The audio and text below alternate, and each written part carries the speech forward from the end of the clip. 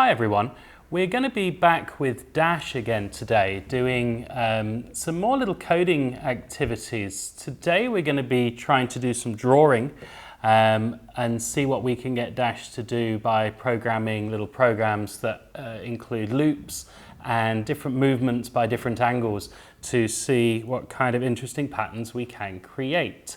Now there is, like Wonder Workshop do make a proper pen holder for Dash, but you don't need those.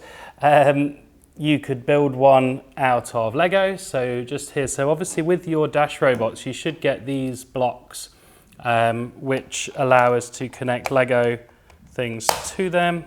So probably the most straightforward that you can do is to just build something that holds it out of Lego and then just attach those on. Hi. I'll switch you off for now. This one I quite like because it keeps the pen closer to the body. Now this is one that was 3D printed. I'll put a link to the printable file if anyone wants that in the description underneath.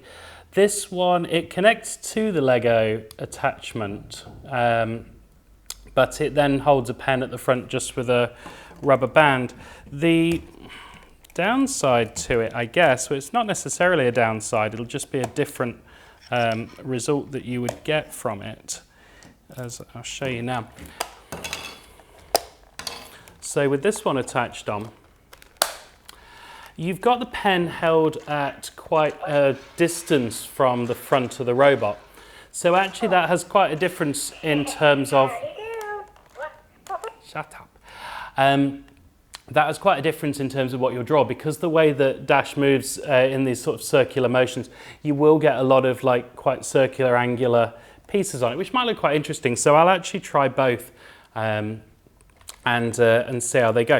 So for this video, there's probably not a lot else that I want to show you on here. We've covered connecting to the Dash robot in other videos, and I'm sure that's straightforward. So what I'm going to do, clear some space here, put some large pieces of paper down on the floor, and I will try and show you the program that it's running at the time as Dash sort of runs through that program, and we see what we get out of it.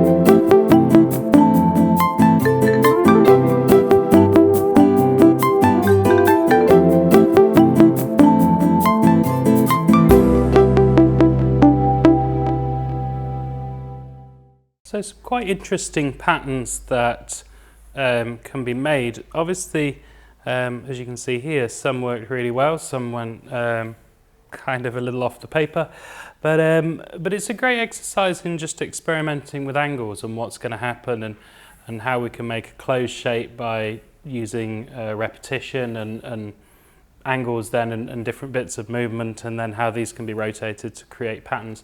I think it's really interesting stuff and a great experiment with some of these areas of maths for the kids to do.